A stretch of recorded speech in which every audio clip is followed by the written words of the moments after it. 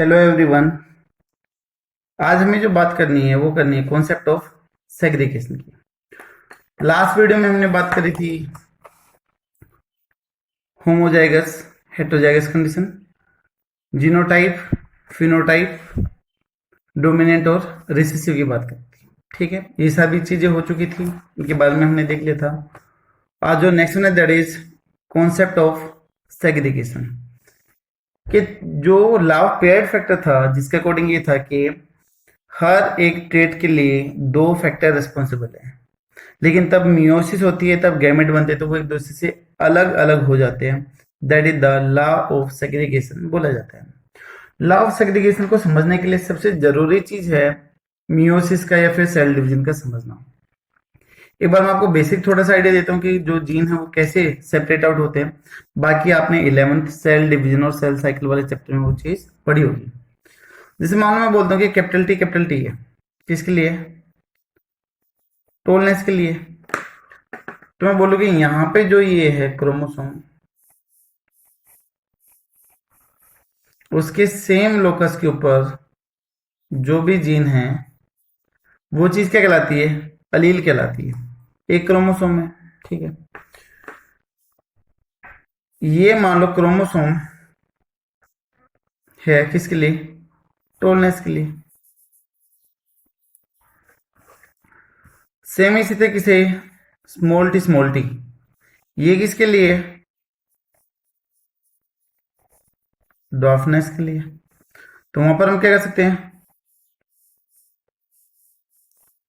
Small T same locus के ऊपर दो जीन हैं तो वो चीज क्या कहलाती है? अलील कहलाती है।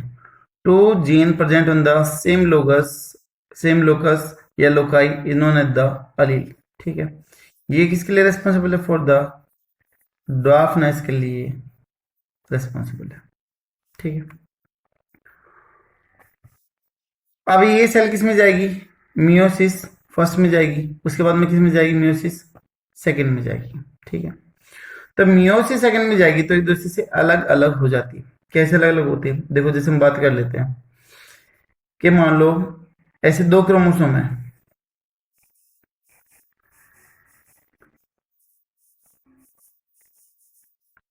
Capital T small capital T, ये एक सेल के अंदर से दो क्रोमोसोम है। ठीक, पहले किस में गया? मियोसिस फर्स्ट में चला गया। मियोसिस फर्स्ट में अगर मान लो ये गया तो दो में से कितने क्रोमोसोम आ गए? सिर्फ और सिर्फ एक ही क्रोमोसोम आ गए, कैपिटल टी। एक सेल और बन गई यहाँ पर, कैपिटल टी। ठीक है, एक्चुअली में तो ये कंडीशन नहीं होती है कि एक में दो हो, लेकिन फिर भी मैं आपको समझाने के लिए बता रहा हूँ क्योंकि ये चीजें आप 11th में पढ़ चुके हो। ठीक है, दो सेल बनी, क्रोमोसोम नंबर हाफ हो गए। पहले क्रोमोसोम थे दो, अब एक सेल में सिर्फ कितना क्रोमोसोम है? एक है, तो chromosome number gate half. That's what इन्होंने द रिडक्शनल फेज। ठीक है, अब इसके बाद में किस में जाएगा? मियोसिस सेकंड में जाता है। फिर से ये जो क्रोमोसोम है बीच में से क्या हो जाएंगे? सेपरेट आउट हो गए। जो एक क्रोमोसोम था वो टूट के कुछ ऐसा हो गया, तो कैपिटल टी ये फिर से टूट गए। यहां पर भी दो सेल की फॉर्मेशन होगी, एक ये कैपिटल टी और एक ये कैपिटल टी। ठीक है, तो यहां पर एक दूसरे से सभी क्या हो गए? अलग हो गए। पहले एक साथ थे कैपिटल टी, लेकिन बाद में कैसे हो गए? अलग अलग हो गए। इसे बोलते हैं लॉ ऑफ सेग्रीगेशन बोलते हो। जो नहीं कि आप यहाँ पर कैपिटल टी लो, जैसे अगर मान लो मैं बिल्कुल सही कॉन्सेप्ट पे हूं तो मैं ऐसा भी लिख सकता हूं कि यहां पर मैं बोल दूं कि एक तो है कैपिटल टी का क्रोमोसोम और दूसरा हो गया यहां पर कैपिटल एच और कैपिटल एच का हो गया। ठीक है, अब ये क्रोमोसोम तब जाते हैं तो क्रोमोसोम कुछ इस तरीके से सेपरेट आउट होते हैं कि टी अलग, एच अलग, और इवन कईयों के अंदर पार्ट रिकम्बाइन भी हो सकता है। तो यहाँ पर कैपिटल टी आ सकता है, कैपिटल एच आ सकता है। ठीक है, यहाँ पर कैपिटल टी आ जाएगा और यहाँ पर कैपिटल एच आ जाएगा, क्योंकि दोनों के दोनों कैसे सेम है। अगर मैं रिकम्बिनेशन की बात करूंगा तो कुछ अलग हो जाएगा। तो ये हो गया आपका कॉन्सेप्ट ऑफ सेग्रीगेशन कि जो जीन अलग अलग होते हैं वो किससे अलग अलग होते हैं, मियोसिस की वजह से अलग होते हैं। मियोसिस आपने 11th में पढ़ी है, नहीं पढ़ी है तो एक बार मैं फिर से तब 11th का पढ़ाऊंगा तो आप देख सकते हो। जब भी ये सेपरेट आउट होंगे तो दो गैमेट बनेंगे जिसके बनने के चांसेस इक्वल इक्वल होंगे, यानी कि 50-50% चांस होंगे। कैपिटल टी है, मियोसिस हुआ, दो गैमेट, दो सेल बनी, एक में कैपिटल टी एक में कैपिटल टी, तो कितने चांस है, 50% चांस है। तो हम ये लिख सकते हैं segregation of alleles is a random process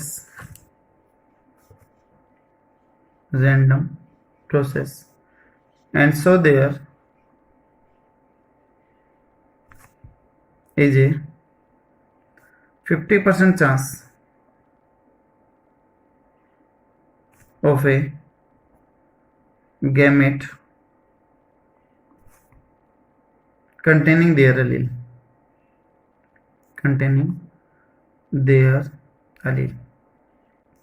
तो इक्वल फ्रीक्वेंसी है एलील को रिसीव करने की, दैट इज द 50%। ठीक है, तो जो जीन सेपरेट आउट होंगे वो किसकी वजह से होंगे, मियोसिस की वजह से होंगे। ठीक, उसके बाद में हम बात कर लेते हैं किसकी, एलील की बात कर लेते हैं। काफी इंपॉर्टेंट टर्म है एलील। सिंपल लैंग्वेज में, सिंपल डेफिनेशन में बोल देते हैं alternate form of a gene इन्होंने द अलील, कि एक जीन किस किस तरीके से अरेंज हो सकता है वो आपका अलील कहलाता है। तो सिंपली तो हम लिख देते हैं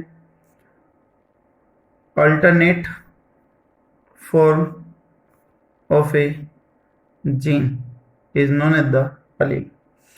कई बार ऐसे भी बोल देते हैं pair of gene known as allele, उसको भी अलील बोलते हैं। बट ये इनकम्प्लीट डेफिनेशन है, तो कंप्लीट डेफिनेशन क्या होगी देखिएगा। मैं बोलता हूँ कि एक होमोलोगस क्रोमोसोम है। ठीक है, होमोलोगस का मतलब जिसके ऊपर सेम टाइप के जीन हो। जैसे मान लो मैं बोलूँ कि फादर का पहले नंबर का क्रोमोसोम और मदर का भी पहले नंबर का क्रोमोसोम, तो वो चीज क्या कहलाएगी, होमोलोगस क्रोमोसोम। फादर का दूसरे नंबर का, मदर का भी दूसरे नंबर का, अगर वो पेयरिंग करेंगे तो वो चीज क्या कहलाएगी, होमोलोगस क्रोमोसोम कहलाती है। ठीक है, जैसे मान लो मैंने एक क्रोमोसोम बनाया, मैंने यहाँ पर एक पोजीशन पे लिख दिया कैपिटल टी और दूसरे पे भी लिख दिया कैपिटल टी, तो यहाँ पर कैपिटल टी सेम लोकाई पे है, तो ये क्या हो गया, एक एलील हो गया। दूसरा ये भी हो सकता है कि ऐसे ही कोई एक और क्रोमोसोम हो जिसके ऊपर कैपिटल टी ना होके बल्कि क्या हो, स्मॉल टी हो, तो ये भी क्या हो गया, एलील हो गया। तीसरा ये भी हो सकता है कि एक आर्म फादर से आ रही है और एक आर्म मदर से आ रही है। ठीक है, मान लो फादर की तरफ से आ गया कैपिटल टी आ गया और मदर की तरफ से आ गया मान लो स्मॉल टी आ गया, तो यहां पर कैपिटल टी स्मॉल टी ये भी क्या हो गया, एलील हो गया। तो हम ये बोल सकते हैं कि सेम लोकस पे या सेम लोकाई पे जो भी अलग अलग टाइप के जो जीन का अरेंजमेंट है वो क्या कहलाता है, आपका एलील कहलाता है। कैपिटल टी भी हो सकता है, एलील है। स्मॉल टी भी क्या है, एलील है। और कैपिटल टी स्मॉल टी ये भी क्या है, एलील है। कोई भी पॉसिबिलिटी बन सकती है सेम लोकाई के ऊपर। तो डिफरेंट टाइप ऑफ अरेंजमेंट या फिर gene on the same loci that is known as the allele. ठीक है, उसको हम क्या बोलते हैं, एलील बोलते हैं।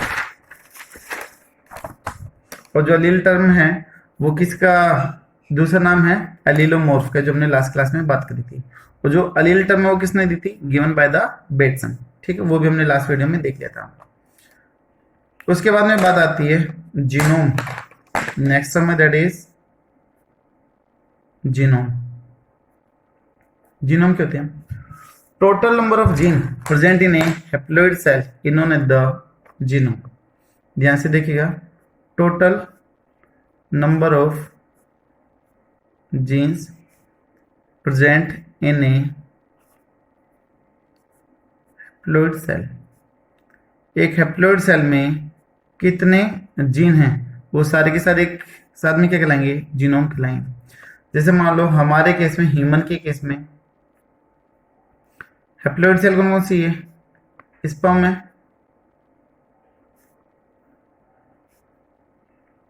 है क्या, 23 क्रोमोसोम इधर से आ रहे हैं और 23 क्रोमोसोम इधर से। तो इन 23 क्रोमोसोम के ऊपर कितने जीन होंगे, वो चीज क्या कहलाएगी, आपकी जीनोम कहलाएगी। तो genome of sperm and the genome of the egg, ठीक है। तो total number of gene present in the haploid cell they are known as the genome, ठीक है। तो एन सेल ये है और एन ये है। जैसे फर्टिलाइज होती है तो बाद में बनता है क्या, 2n बनता है, जिसको आप जाइगोट या एम्ब्रियो बोल देते। तो ये डिप्लॉइड सेल हो गई और ये क्या हो गई, हैप्लॉइड हो गई, ठीक है।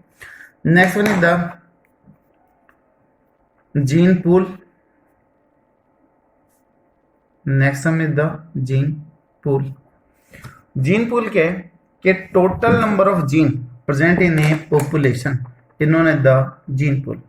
कोई भी पॉपुलेशन गिवन है, किसी भी एरिया की गिवन है, जैसे मान लो मैं बोलूँ कि पॉपुलेशन ऑफ हरियाणा, उस हरियाणा की पॉपुलेशन में कितने तरह के जीन है। जैसे मान लो किसी में पॉलीडेक्टाइली कंडीशन आ गई, किसी में ईयर लोब एक एक्स्ट्रा निकल आई, किसी में पॉलीडेक्टाइली कंडीशन बता दी है, किसी में एल्बिनिज्म का हो गया, किसी में कुछ हो गया। जो भी एक्स्ट्रा एक्स्ट्रा जीन आ रहे हैं वो भी उस जीन के अंदर काउंट होंगे। तो total number of gene present in a population that is known as the gene pool, कि किसी भी गिवन पॉपुलेशन के अंदर टोटल कितने तरह के जीन प्रेजेंट हैं, उन सभी को एक साथ में बोल देते हैं जीन पूल बोल देते हैं। तो total number of gene present in A given population, वो एक साथ में क्या कहलाते हैं, जीन पूल कहलाता है, ठीक है। नेक्स्ट वन है कि गैमेट कितने टाइप के बनेंगे, है ना। ये काफी जरूरी है गैमेट बनाना, क्योंकि आगे हमें डाई हाइब्रिड भी करना और ट्राई हाइब्रिड भी करना है। तो यहाँ पर मैं आपको अलग अलग तरीके से गैमेट बनाना सिखाता हूँ, ठीक है। तो हम यहाँ पर बात कर लेते हैं फॉर्मूला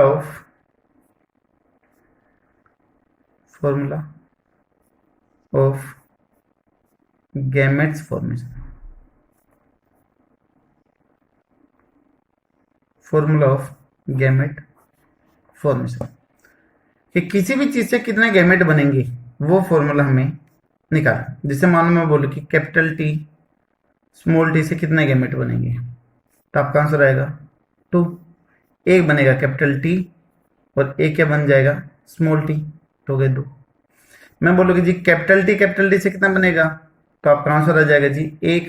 भाई चाहे ये वाला टी बने चाहे ये बने, तो बात तो एक ही रहेगी। मैं बोलूँ जी स्मॉल टी से कितने बनेंगे, तो आपका आंसर आएगा 1, क्योंकि सेम ही है। तो मतलब क्या हो गया कि जिसके अंदर हेट्रोजाइगस कंडीशन है, जिसके अंदर हेट्रोजाइगोट्स या हाइब्रिड कंडीशन है, तो वहां पर 2 बनेंगे, ठीक है। तो और हेट्रोजाइगोट के नंबर कितने हैं, तो उसको हम रिप्रेजेंट कर सकते हैं 2 की पावर n से। भाई 2 क्या हो गया ये, और नंबर ऑफ हेट्रोजाइगोट या हाइब्रिड कंडीशन क्या है, वो क्या हो गई n। तो यहाँ पर हम बोल सकते हैं ये हो गया एक छोटा सा फॉर्मूला। तो यहाँ पर जो n है, तो n is the number of heterozygote, ध्यान देना, नंबर ऑफ हेट्रोजाइगोट्स या फिर हाइब्रिड, ठीक है। तो अगर मैं इसके केस में बात करूं फॉर्मूला लगाने की, तो क्या यहाँ पर हेट्रोजाइगस कंडीशन है, नहीं। क्या यहाँ पर हेट्रोजाइगस कंडीशन है, नहीं।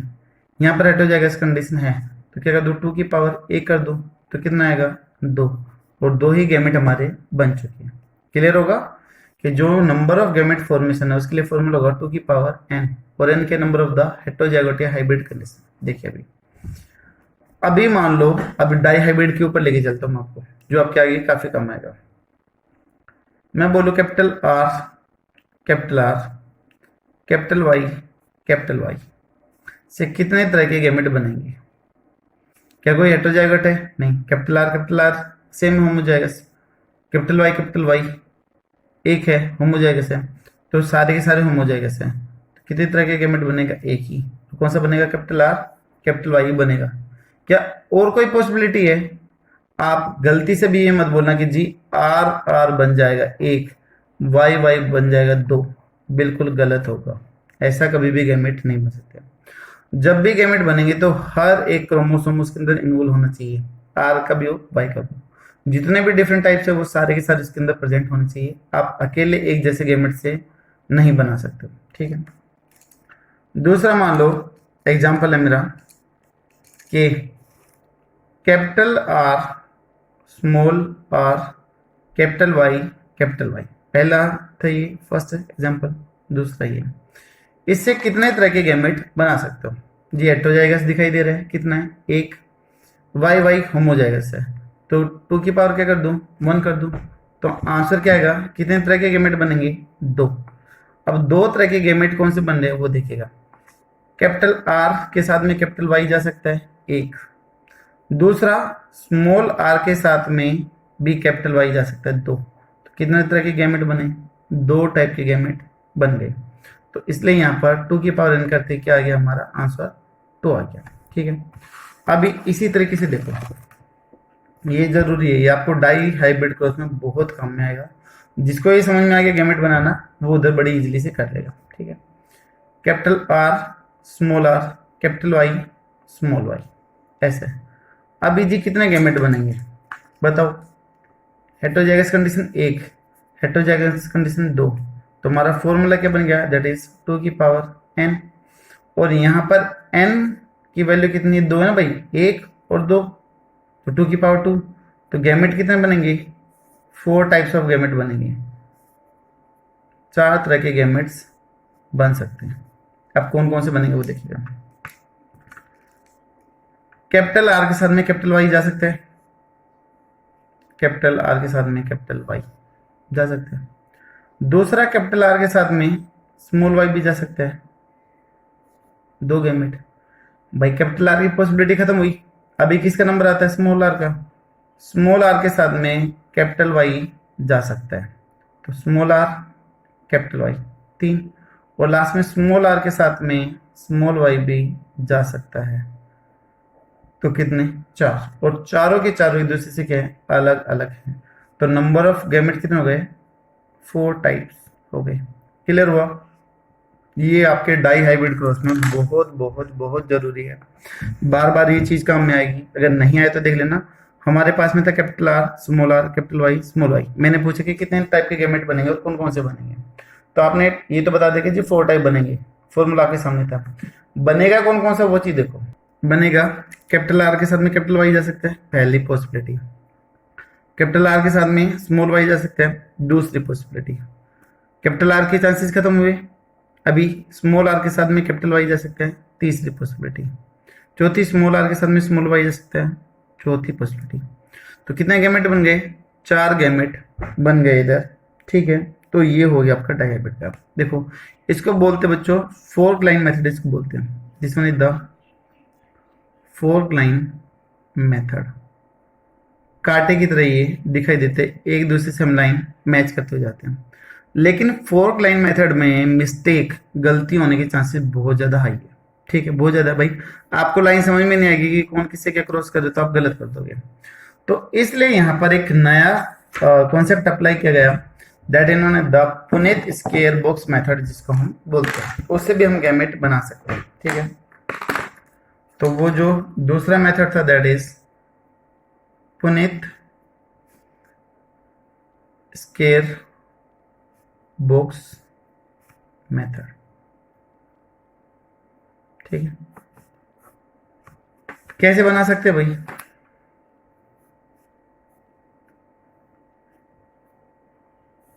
ऐसे एक बॉक्स बना ले। हमारे पास में कितना अल्फाबेट है, 4। Capital R small Y capital Y small Y, capital R capital Y capital R small Y small R capital Y and the small R small Y. भाई 4 तरह के गैमेट बन गए, कोई बात। भाई वही है ना, सेम जो इधर बने थे वो, कि वो इधर बन गए। क्या हमें लाइन मैच करने की जरूरत पड़ी कहीं पे, नहीं। एक सिंपल सा बॉक्स बनाया, उसको ये मैच करके यहाँ से हमने 4 तरह के गैमेट बना दिए जो इधर से बने थे। तो इस मेथड को बोला गया पुनीत स्क्वायर बॉक्स मेथड बोला गया। अब इसको पुनीत स्क्वायर बॉक्स क्यों दिया गया, ये नाम था on the basis of the scientist, that is scientist का नेम था गिवन बाय रेग्नाल्ड रेगनाल्ड सी पुनित, ठीक है, रेगनाल्ड सी पुनित ने ये मेथड दिया था, तो इसलिए इसको पुनित स्क्वायर बॉक्स मेथड बोला गया, ठीक है। तो ये आपका दूसरा मेथड हुआ गैमेट बनाने का। अभी अगर मान लो मैं और थोड़ा सा आगे बढ़ूं, ठीक है, मैं और थोड़ा सा आगे कंडीशन टिपिकल करता हूं, capital A small A, capital B small B, capital C small c, से मैं पूछ लूं कि कितने टाइप के गैमेट बनेंगे, ठीक है, तो भी आप बना सकते हो। और कौन सा मेथड है जी गैमेट बनाने का, देखिए एक मेथड ये है कि आपको जितने भी कंडीशन दे दे, 2 3, भाई हेटेरोजाइगस कंडीशन कितनी दे रखी है, 3 है, तो 2 की पावर 3 करेंगे, तो 2 1 जा 2, 2 2 जा 4, और 2 से मल्टीप्लाई करते जा रहे हैं, तो यहाँ पर 2 को फिर से करेंगे, 4 2 जा 8, तो कितने टाइप के गैमेट बनेंगे, 8 टाइप के गैमेट बनेंगे। अभी 8 टाइप के गैमेट बनाने में काफी प्रॉब्लम आती है, लेकिन कैसे बनाए, सिंपल सा, हमें जो पहला वाला ये है ना, जो पहला है, आपको कुछ भी हेटेरोजाइगस कंडीशन दे रखी है वो आपको उठा लेनी है, और ऐसे लिख दोगे, कैपिटल ए और स्मॉल ए को दूर दूर लिख दोगे, कैपिटल ए स्मॉल ए को दूर दूर लिख दिया।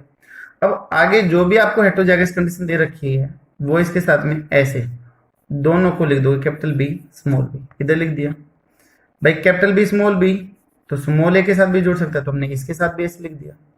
उसके बाद में हेटेरोजाइगस कंडीशन क्या है, कैपिटल सी स्मॉल सी, तो capital C small C, capital C small सी, ठीक है, capital C small C, capital C small सी, ऐसे लिख दिया हमने। अब क्या क्या जीनोटाइप बनेगी वो चीज देखिएगा। पहली capital A, capital B, capital C, तुम्हारा पहला जीनोटाइप बन गया, capital A, capital B, capital C. दूसरा capital A, capital B, small C, तो दूसरा बन गया capital A, capital B, small C. तीसरा क्या बन गया भाई, capital A, small B, capital C, capital A, small B, capital C, ठीक है। चौथी कौन सी बन गई, capital A, small B, small C, capital A, small B, small सी। ये 4 पॉसिबिलिटी थी किसकी, कैपिटल ए की, जो हम यहाँ पर बना चुके हैं, ठीक है। अब स्मॉल ए की देखिएगा, स्मॉल ए, capital B, capital C, small ए, कैपिटल बी, कैपिटल सी। दूसरा small A, capital B, small C, small A, capital B, small C. Next gamete, third gamete, small A, small B, capital C, small A, small B, capital C. चौथी condition, small A, small B, small C, small है नहीं, this one is the small C. कितने type के gamete बन गए आपके, 8, 1 2 3 4 5 6 7 8, 8 बने। क्या इनमें से कोई भी आपस में मैच कर रहे हैं, नहीं कर रहे, तो ये हो गया दूसरा मेथड गैमेट बनाने का, कि जो भी आपको पहला हेटेरोजाइगस कंडीशन मिले आप उसको उठा के ऐसे दूर दूर लिख दोगे, और उसके सामने फिर फोर्क लाइन मेथड से जो भी कंडीशन दे रखी हो आप लिखते जाओगे, वैसे गैमेट बन जाएंगे, ठीक है। नेक्स्ट कंडीशन देखते हैं गैमेट बनाने की। देखिए गैमेट बनाने पे मैं इसलिए फोकस दे रहा हूँ क्योंकि पूरा का पूरा चैप्टर जो मेन है वो गैमेट फॉर्मेशन के ऊपर डिपेंड करेगा, तो हम बार बार इसके ऊपर बात कर लेते हैं। नेक्स्ट कंडीशन अगर मालूम आपको दे दूं, capital A, small A, capital B, small B, capital C, capital C, कितना टाइप के गैमेट बनेंगे, तो आंसर क्या होगा भाई, हेटेरोजाइगस कंडीशन कितनी है, 2, तीसरी तो होमोजाइगस है, तो आंसर क्या जाएगा, 2 की पावर 2 कर दो सीधा, फॉर्मूला तो आपको पता ही है। तो कितने पॉसिबिलिटी बनेगी, 4, तो कितने गैमेट बनेंगे, 4 बनेंगे। कैसे बना सकते हो, वैसे तो सिंपल फोर्क लाइन मेथड से भी बना सकते हो, नहीं तो आप ऐसे भी देख सकते हो जैसा भी बताया था, कैपिटल ए, स्मॉल ए, ऐसे लिख दिया, कैपिटल बी, स्मॉल बी, यहाँ पर कैपिटल बी, स्मॉल बी। क्या सी लगाने की जरूरत है, नहीं भाई, सी तो हेटेरोजाइगस है ही नहीं, होमोजाइगस है ये तो सभी के अंदर कैसे रहेगा, सेम ही रहेगा, तो हम यहाँ पर सी नहीं लगाएंगे। सी को हम ऐसे लगा सकते हैं, capital C, capital C, capital C. 2 नहीं लगाएंगे क्योंकि यहाँ पर कैसे होमोजाइगस कंडीशन है, तो गैमेट कौन कौन से बन जाएंगे देखो, capital A, capital B, capital C. दूसरा capital A, small B, capital C. तीसरा स्मॉल ए, कैपिटल बी, कैपिटल सी। और चौथा यहाँ पर स्मॉल ए, स्मॉल बी और कैपिटल सी। कितने टाइप के? 4 टाइप के बने और बड़े सिंपल से हैं, आप इजीली बना सकते हो। अब जो मेथड मैं आपको बताऊं, ये मान लो कि सबसे खतरनाक मेथड है। यानी कि आप कितने भी बड़ी से बड़ी कंडीशन बहुत ही शॉर्ट टाइम में बना सकते हो, बिना फालतू का टाइम वेस्ट करे, बिना ये फोर लाइन मेथड का यूज करे। सबसे बेस्ट मेथड है कंपटीशन बनाने का, ठीक है। एक्चुअली में मैंने भी ये मेथड एक मैथ के टीचर से समझा था। ऐसे ही गैमेट बना था, तो उसने पूछा था कि क्या कर रहा है, तो मैंने कहा कि भाई गैमेट। तो उन्होंने बोला कि ये तो हमारे मैथमेटिक्स में भी यूज होता है, तब हम फैक्टोरियल बनाते हैं। तो कैसे मैथ को हम इसमें यूज कर सकते हैं, जेनेटिक्स में कैसे मैथ का बेनिफिट उठा सकते हैं, वो चीज देखिएगा एक बार। हमने दे दी ये कंडीशन कि गैमेट बनाने आपको, capital A, small A, capital B, small B, capital C, small C. भाई फॉर्मूला हमारे पास में है 2 की पावर n, और n की वैल्यू यहाँ पर कितनी है 3, तो 2 2 2 टोटल कितने बनेंगे 8 बनेंगे, ठीक है। अभी 8 टाइप के गैमेट बनेंगे। अभी 8 टाइप के लिए आपको क्या करना है, 4 2 1 फैक्टोरियल बनाना है। 4 बार आपको लिखना है capital A, capital A, capital A, capital A, capital A, कर दिया। 4 बार आपको करना है small A, small A, small A, small ए, कर दिया। 4 टाइम आपने लिख दिया। अभी क्या दे रखा है, 2 बार किसको लिखोगे, बी का रिपीटेशन दोगे, capital B, capital B.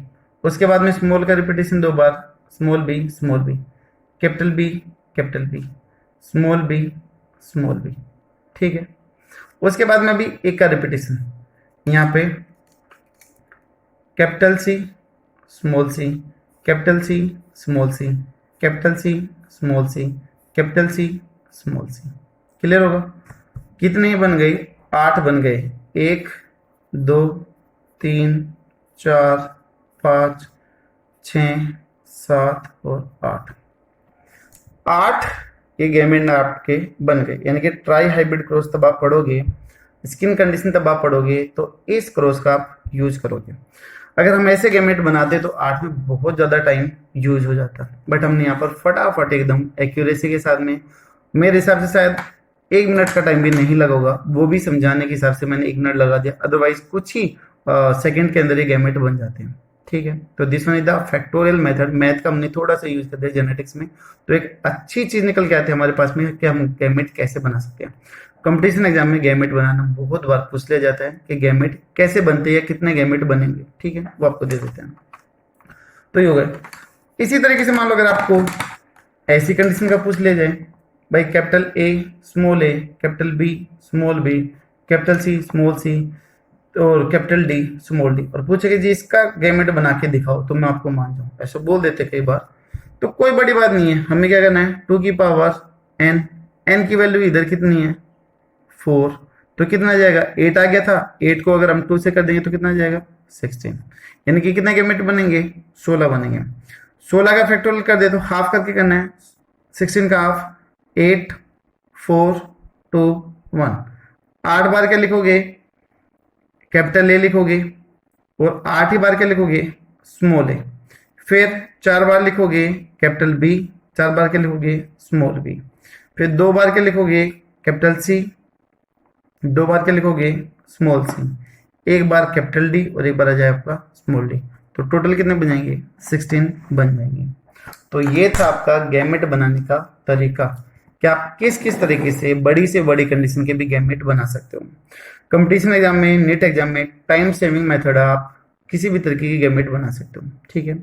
Formula simple से वही है 2 की पावर n, और n क्या होगा, नंबर ऑफ हेट्रोजाइगस कंडीशन यहाँ पर होगा, होमोजाइगस को हमें यहाँ पर इंक्लूड नहीं करना है, ठीक है। तो ये था। नेक्स्ट वीडियो में हम बात करेंगे बच्चों किसके बारे में, बैक क्रॉस के बारे में। बैक क्रॉस में 2 टाइप आएंगे, एक तो टेस्ट क्रॉस और एक आएगा आउट क्रॉस, ठीक है। जो कंपटीशन एग्जाम और जो बोर्ड के लिए जो सबसे जरूरी है that is the test cross. बहुत बार एग्जाम में पूछते हैं टेस्ट क्रॉस करना है, और आगे इवन इस चैप्टर में बार बार ये टर्म यूज होगी, इसका टेस्ट क्रॉस किया ये गैमेट बने, आगे इसका टेस्ट क्रॉस करें, सेल्फ क्रॉस करें तो क्या गैमेट बनेंगे, तो ये टर्म बार बार यूज होगी। ठीक है, तो नेक्स्ट वीडियो काफी जरूरी है जिसमें हम बात करेंगे किसकी, टेस्ट क्रॉस की बात करेंगे। उसके बाद में जो कुछ लॉज जो उसने दे दिए मेंडल ने, लॉ ऑफ इनहेरिटेंस जिसको बोलते हैं, उनकी बात करेंगे। उसके बाद में फिर हम आ जाएंगे किसके ऊपर, डाई हाइब्रिड क्रॉस के ऊपर आ जाएंगे। ठीक है, तो थैंक यू सो मच। आज का वीडियो जरूरी है, अगर समझ में नहीं आए तो प्लीज बार बार इसको रिवाइंड करके देख लेना। Thank you.